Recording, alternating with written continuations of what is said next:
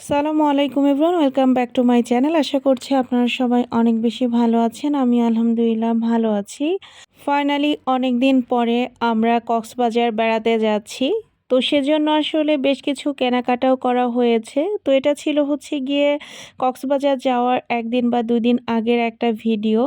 তো এখানে আমি আসলে মার্কেটে গিয়েছিলাম অন্যান্য দরকারের জন্য। তো এখানে হালকা পাতলা কিছু কেনাকাটা করেছি। তো সেগুলোরই একটা ছোট্ট ক্লিপ নিয়েছিলাম, তাই আপনাদের সাথে শেয়ার করলাম।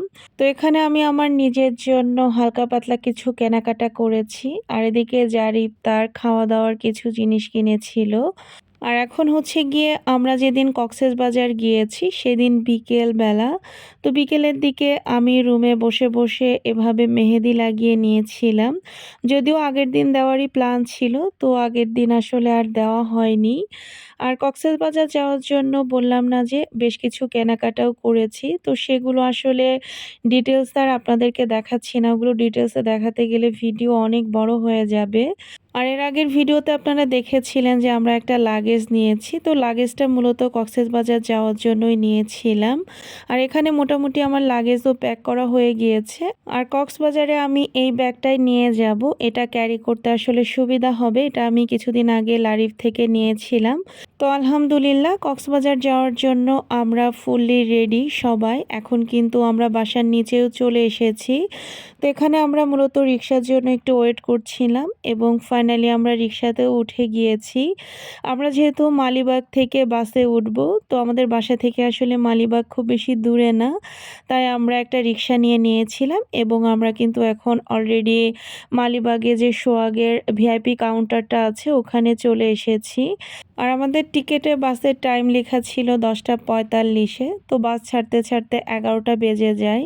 তো জারিফের বাবা বলতেছিল যে টিকেটে একটু আর্লি লেখা থাকে, যদি অনেকে লেট করে সেজন্য আরকি।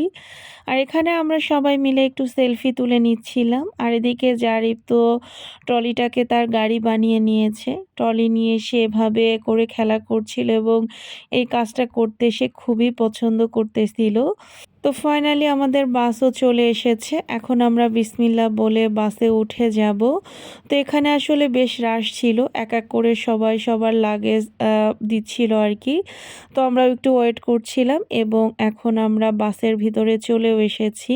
আর আমরা আসলে সোহাগের স্কানিয়া যে এসি বাসগুলো রয়েছে ওই বাসে করে যাচ্ছিলাম।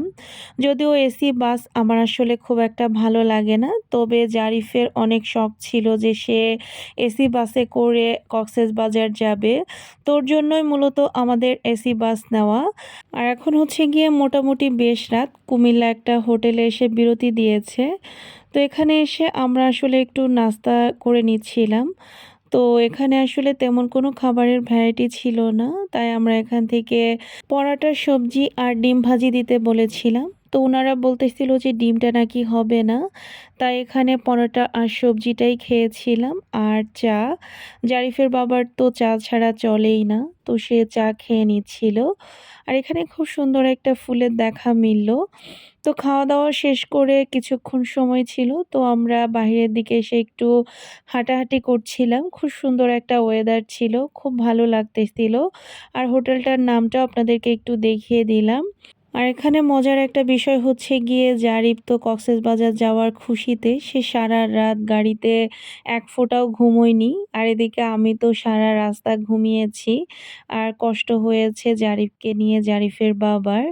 আর এখন গিয়ে সকালবেলা। সকাল এখন প্রায় ৭টার মতো বাজে। যদিও চারিদিককার কুয়াশা দেখে মনে হচ্ছিল যে আরো বেশি সকাল। তো এখানেও একটা হোটেলে আবারও বিরতি দেয়। তো এখানে জারিফ এবং জারিফের বাবা ফাইনালি একটু ঘুমিয়েছিল। তো আমি একাই নেমেছিলাম একটু ফ্রেশ হওয়ার জন্য। আর এদিকে জারিফ এবং জারিফের বাবা আর বেরই হয়নি। তো ফাইনালি এখন কিন্তু আমরা অলরেডি কক্সবাজার সিটির ভিতরে চলে এসেছি এবং আমাদের কক্সবাজারে পৌঁছাতে, পৌঁছাতে ৯টা ২০-এর মতো বাজে। মানে আমরা বাস থেকে যখন নামি তখন ৯টা ২০ বাজে। তো আলহামদুলিল্লাহ আমরা একদম সেফলি এবং অনেক তাড়াতাড়ি কক্সবাজার চলে আসতে পেরেছিলাম। আমাদের আসলে আসতে কোনো ধরনের কোনো ঝামেলা হয়নি।